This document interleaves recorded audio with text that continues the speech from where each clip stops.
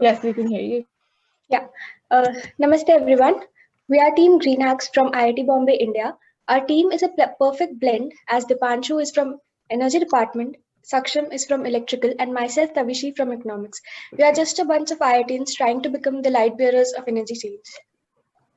Okay, so the business model which we are proposing is the central management of DERs. So the business case or the problem which we have identified is that with the modernizing grid, there will be several issues, and such as when the time of use tariffs are introduced and such new technologies are introduced, it will require a lot of change in customer behavior.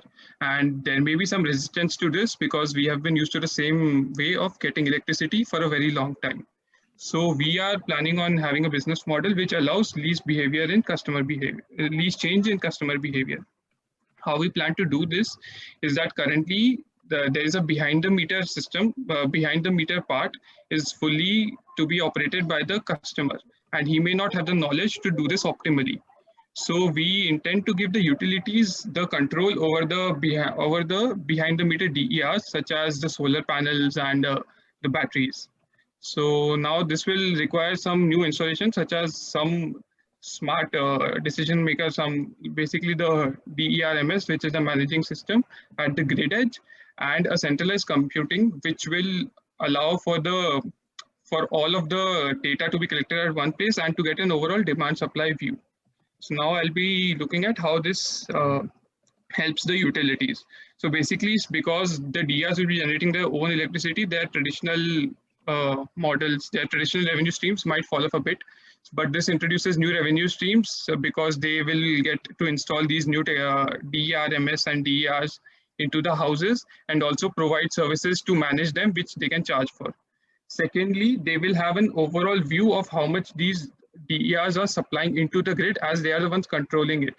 And so if they take in some of the solar energy from the grid, from the houses, then they can then they can pay the consumer accordingly. And so they have a complete overview and they can predict how much will be used and manage their resources accordingly.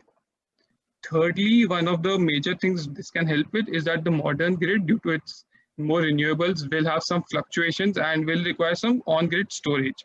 So now this can help them in reducing some of the investment into the battery storages, because the batteries which the people have at home can be used for this backup purposes. For example, if there's some quick fluctuation which requires to be corrected, then these batteries can help in either taking in the extra energy or supplying the extra energy as needed.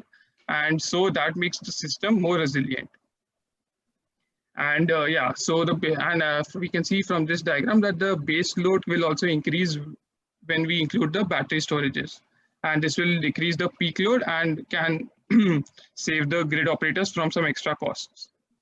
And now we will look at the advantages to the consumers. So now if you have just a rooftop solar, then you don't need to worry about if you're using it completely or not. If anything is extra, then the utility will itself ship it out, and like you will get the money as required according to how much it is taking out, and then taking it, and you will get the bill of the net.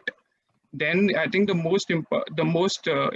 will help the people with both rooftop solar and battery storage the most, because in their case they will avoid the high electricity price times completely, because at those times they can use the energy from the batteries, and these batteries will either be charged from the solar power or from the time when the battery tariffs are low, for when the electricity tariffs are low. So it will help them a lot. And this can also apply for many good integrations with the smart technologies, as such as smart homes, as the utilities will have complete information on how the consumer behavior is and how much is he's using at any given time. So that is also being helped with this system. And finally, so electric vehicles can also be integrated into the system, but the control for when the electric vehicles are charged and discharged will not be given to the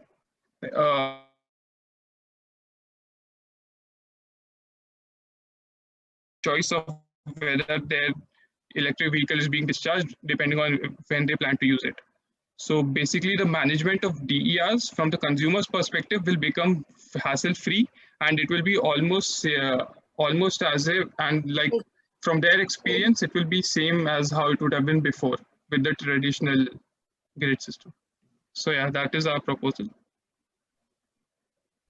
Can you talk a little bit more about the revenue streams for the utility, specifically the one related to reducing peak?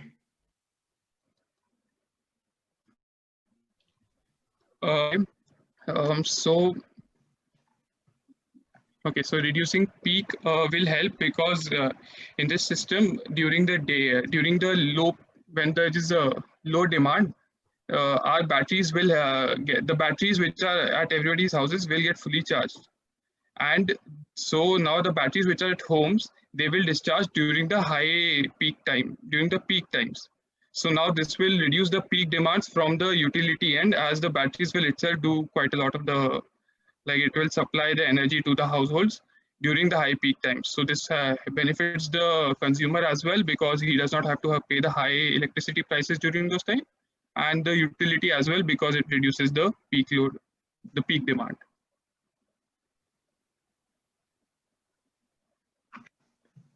And any thoughts based on that concept of how that affects utility infrastructure? Utility, yeah, I mean, so we will need some more computing and some kind of say a facility where all this data comes and is like data is stored and it is manipulated and understood such that we can predict it better. So the utilities will have to add a bit more of that so that they can predict the behavior of how it will, how the energy, how much energy is required during the next day and so on. Any questions from you, Haro? No, everything is fine. And where are we on time? Yeah, more or less 2 minutes maybe. Sure. And so I guess, what is the communication like between the utility and the customer? How is the customer becoming aware of their ability to participate in something like this? So basically, like how do they become informed about this this overall plan is your question? Do they have to opt in? Is it automatic? I mean, so yeah, I mean, they will have to opt in because not everybody even has DERs at this point. So firstly, I think like it should be given, like this should be implemented for the people with the DERs. So they should like they'll have to opt in, because in this system, the people without any DERs hardly get any benefits. Like it is almost the same for them. So yeah, it is mostly on an opt-in basis for the people with DERs. Actually, we were also thinking if we can implement more advanced technologies, then we can come up with an application of some sort which can directly automatically inform the user of the energy exchanges which are happening, and we can also integrate electric vehicles later on. For electric vehicle, you need to ask the user when.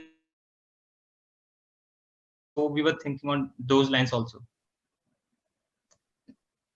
Okay.